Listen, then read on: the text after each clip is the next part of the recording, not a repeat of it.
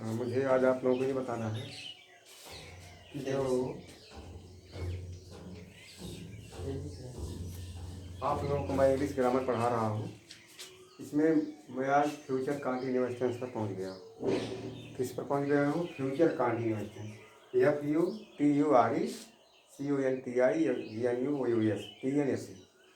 Future continuous tense. तो हम किन वाक्यों का अनुवाद जो है फ्यूचर कॉन्टिन्यूअस टेंस में करेंगे, इसको हमको जानना है। तो हिंदी के ऐसे वाक्य जिनके अंत में रहा होगा, रही होगी, रहे होंगे, रहा होगा, आएगा, उनका अनुवाद हम फ्यूचर कॉन्टिन्यूअस टेंस के नियम के अनुसार करेंगे। लेकिन ध्यान ये देंगे, इसमें जो है कार्य शुरू होने का समय नहीं रहेगा, नहीं तो हमारा सेंटेंस क्या हो जाएगा? फ्यूचर परफेक्ट कॉन्टिन्यूअस टेंस का। मैंने वाक्य अंत में रहा होगा, रही होगी, रहे होंगे, रहा होगा आएगा, मगर कार्य शुरू होने का समय नहीं दिया जाएगा। ऐसे वाक्यों का अनुवाद हम फ्यूचर कॉन्टिन्यूअस टेंस में करेंगे। तो इसके बाद हमको देखना है कि अफर्मेटिव का सूत्र क्या है। AFFIRMATIV। अफर्मेटिव का मतलब जो है स्वीकारात्मक वाक्य, जिसमें कार्य करना या होना स्वीकार किया जाए। इसमें जैसे आपको हम फ्यूचर इंडेफिनिट टेंस बताए थे, वैसे फ्यूचर कॉन्टिन्यूअस टेंस में ध्यान दीजिएगा। आई और वी सहायक जो है वो सब्जेक्ट के साथ है। हेल्पिंग वर्ब लगेगी साइल बी। क्या लगेगी? साइल बी। और मेन वर्ब में आएंगी।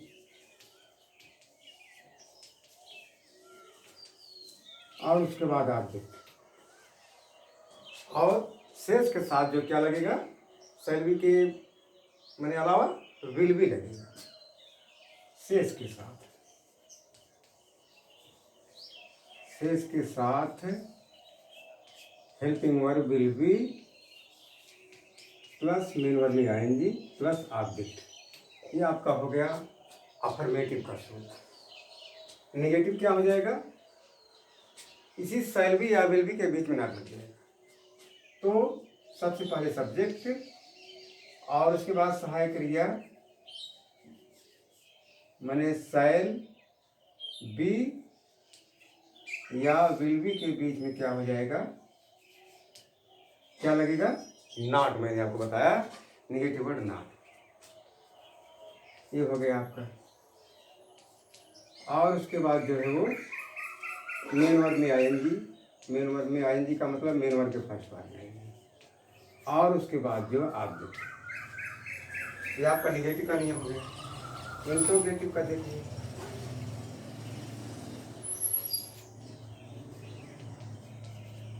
इंट्रोगेटिव में मैंने आप लोगों को बताया कि दो तरह का होता है।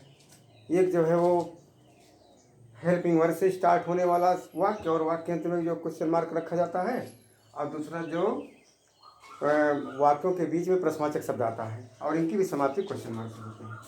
तो पहले तरह का जो है, मैंने यदि जो है हेल्पिंग वर्ब से शुरुआत हुई है, मैंने हिंदी में हेल्पिंग वर्ब से वाक्य की शुरुआत हुई है और वाक्य अंत में क्वेश्चन मार्क है, तो इसका क्या सूत्र हो जाएगा? इसका सूत्र हो जाएगा,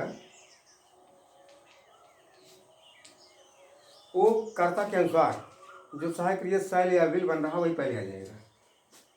मैंने शैल या विल जो है पहले, और उसके बाद सब्जेक्ट, उसके बाद जो है बी, उसके बाद मेन वर्ब में आएंगी, और उसके बाद ऑब्जेक्ट, अंत में क्वेश्चन मार्क। और दूसरे तरह का है, मैंने वाक्य के बीच में प्रश्नवाचक शब्द आया। ध्यान दीजिएगा, पहला जो है सिंपल वाला, जो हिंदी के वाक्य क्या से शुरू होंगे और वाक्य अंत में जो है क्वेश्चन मार्क रहेगा। तो उनका अनुवाद करने के लिए क्या करेंगे? वही जो कर्ता के अनुसार सहायक क्रिया शैल या विल बन रहा वो पहले आ जाएगा, और उसके बाद सब्जेक्ट लिखा जाएगा, और तीसरे स्थान पर जो बी, और चौथे स्थान पर मेन वर्ब में आएंगी, पांचवें स्थान पर ऑब्जेक्ट, और छठवें स्थान पर क्वेश्चन मार्क जरूर लगाएंगे। ये दूसरे तरह का है। दूसरे तरह का मतलब हिंदी का वाक्य है, प्रश्नवाचक शब्द वाक्य के बीच में आया है, तो उसका अनुवाद करने के लिए हम क्या करेंगे? पहले इंट्रोगेटिव वर्ड। इंट्रोगेटिव वर्ड का मतलब इंट्रोगेटिव वर्ड की इंग्लिश, और उसके बाद जो है वही सहायक क्रिया शैल या विल दूसरे स्थान पर, और तीसरे स्थान पर जो है सब्जेक्ट, और उसके बाद जो बी, उसके बाद मेन वर्ब में आएंगी, और उसके बाद ऑब्जेक्ट, और अंत में क्वेश्चन मार्क। ठीक, ये आपका इंट्रोगेटिव हो गया। अब देखिए इंट्रोनेगेटिव।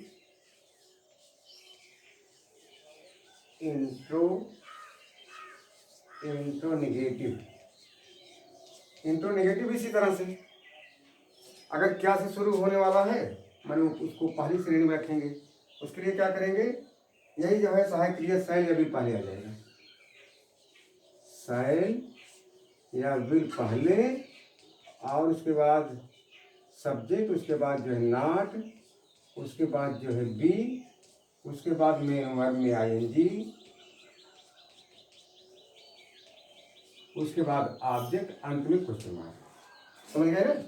इस बात की शुरुआत क्या से होने वाली है, और जो है वो इसमें नहीं भी आया है, इंट्रोनेगेटिव सेंटेंस है, उसका सूत्र होगा शैल या विल पहले, और उसके बाद सब्जेक्ट, उसके बाद नॉट, उसके बाद बी, उसके बाद मेन वर्ब आईएनजी, उसके बाद ऑब्जेक्ट, अंत में क्वेश्चन मार्क जरूर लगाएंगे। ये दूसरे तरह का है, मैंने प्रश्नवाचक शब्द वाक्य के बीच में आया है, तो उस पहले जो है इंट्रोगेटिव वो आएगा, और उसके बाद यही शैल या विल मैंने कर्ता के अनुसार। तीसरे स्थान पर जो सब्जेक्ट, और उसके बाद जो है वो नॉट, और उसके बाद बी, उसके बाद मेन वर्ब में आएगी, उसके बाद ऑब्जेक्ट, अंत में क्वेश्चन मार्क। ये आपका हो गया, ये आपका सूत्र है।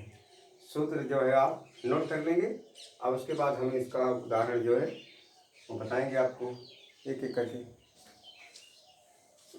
हमने इसको जो नोट कर लेंगे, समझ लेंगे, और तो बढ़िया रहेगा, अच्छा रहेगा, हमेशा के लिए याद हो जाएगा।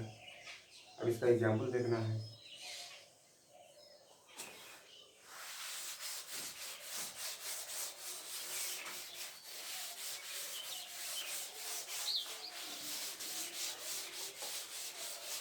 एग्जाम्पल देखिए उसका आप जो है, तो एग्जाम्पल पहले किसका देखेंगे, अफर्मेटिव सेंटेंस का। अफर्मेटिव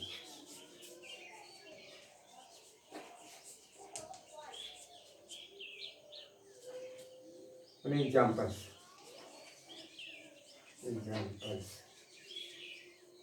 तो जैसे जो है, मैं तुम्हें पढ़ा रहा हूँगा, मैं तुम्हें पढ़ा रहा हूँगा, पढ़ा रहा हूँगा। तो आप अब ख्याल कीजिए अपने दिमाग में, कंफ्यूजन देखिए टेंस कि जब अफर्मेटिव सेंटेंस को मैं बता रहा था, उसका जो सूत्र बताया था, उसी सूत्र के अनुसार इसको जो है मैंने सारे शब्दों को उसी क्रम में रख देंगे, तो हमारा ट्रांसलेशन तैयार हो जाएगा इसका, मैं तुम्हें पढ़ा रहा हूँगा। तो मैं की इंग्लिश होता आई, और इसके साथ सहायक क्रिया क्या लगेगी, शैल बी। क्या लगेगा, शैल बी। और उसके बाद पढ़ाना की इंग्लिश होता टीच, उसमें जोड़ देंगे आईएनजी, हो जाएगा teaching. I shall be teaching, उसको भी इंग्लिश जो है ये हो गया आपका जो है वो अफर्मेटिव का सिंगल का, वो जो आई के साथ। और दूसरा उदाहरण जो है वो विल का भी प्रयोग देख लीजिए। सीता शोर मचा रही होगी, सीता शोर मचा रही होगी, सीता शोर मचा रही होगी, इसका क्या हो जाएगा, Sita will be making a noise, Sita will be making a noise. ठीक, ये आपका हो गया अफर्मेटिव। अब निगेटिव का देख लीजिए। निगेटिव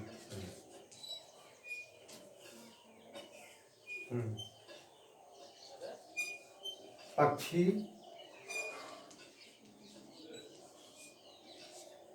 पेड़ों पर नहीं चहचहा रहे होंगे, चहचहा रहे होंगे। क्या कि पक्षी पेड़ों पर नहीं चहचहा रहे होंगे। अब देखेंगे पक्षी की इंग्लिश क्या होगा, द बर्ड्स। सहायक क्रिया विल, और क्योंकि नेगेटिव नॉट, तो नॉट भी। चहचहाना की इंग्लिश होता है चर्प या ट्विटर। TWITTER या चर्प CHIRP, ना कि चर्पिंग CHIRPING, चर्पिंग कहाँ, पेड़ों पर, on the trees, on the trees. और दूसरा वाला देख लीजिए, मैं तुम्हें नहीं पीट रहा हूँगा, मैं तुम्हें नहीं पीट रहा हूँगा। क्या हो जाएगा इसका, मैं तुम्हें नहीं पीट रहा हूँगा, I shall not be beating you, I shall not be beating you. आपका नेगेटिव हो गया। अब इसके बाद हम क्या देखेंगे, अफर्मेटिव के बाद नेगेटिव, नेगेटिव के बाद इंट्रोगेटिव। इंट्रोगेटिव टू ही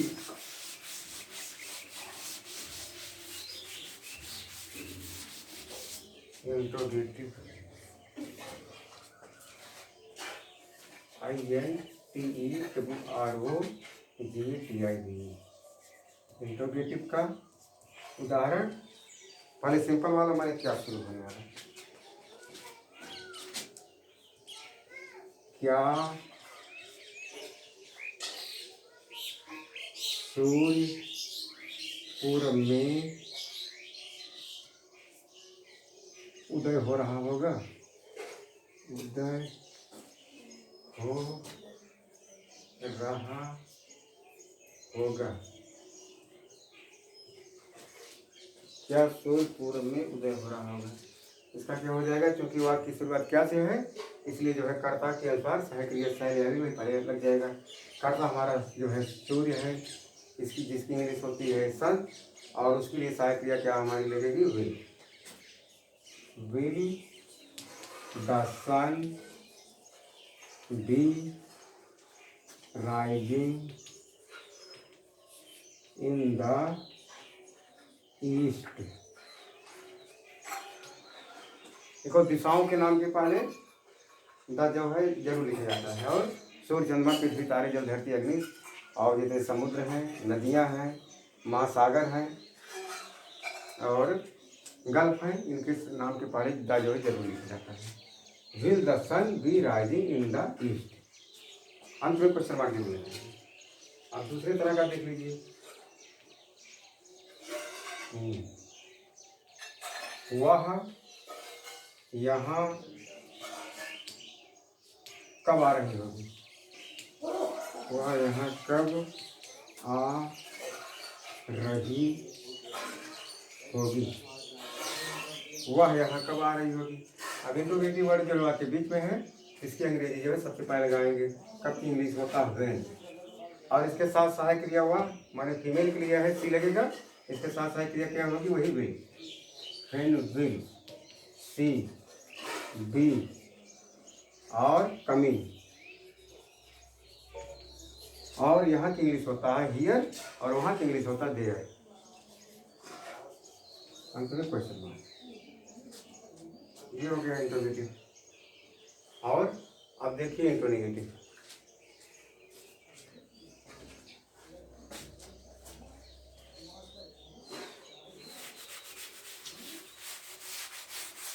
इंट्रोनेगेटिव, इंट्रोनेगेटिव माने प्रश्नवाचक नकारात्मक वाक्य। इसमें क्या करेंगे, सब नियम जो है वही रहेंगे, सिर्फ जो है वो नेगेटिव वर्ड जो है नॉट जो है सब्जेक्ट के तुरंत बाद हम लगाएंगे। एग्जाम्पल देख लीजिए, क्या तुम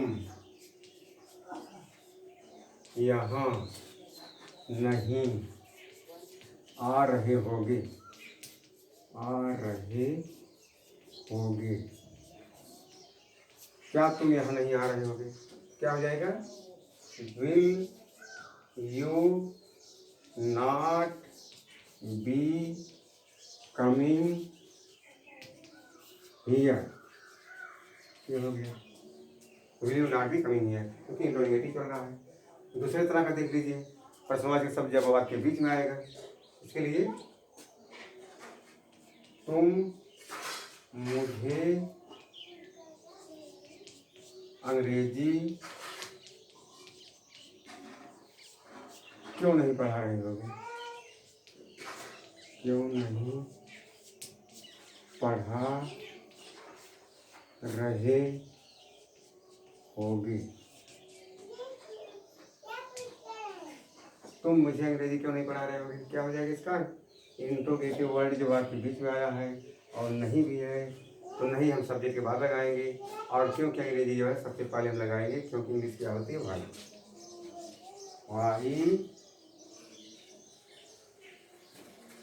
will you not be teaching me, और अंग्रेजी की इंग्लिश जो है वो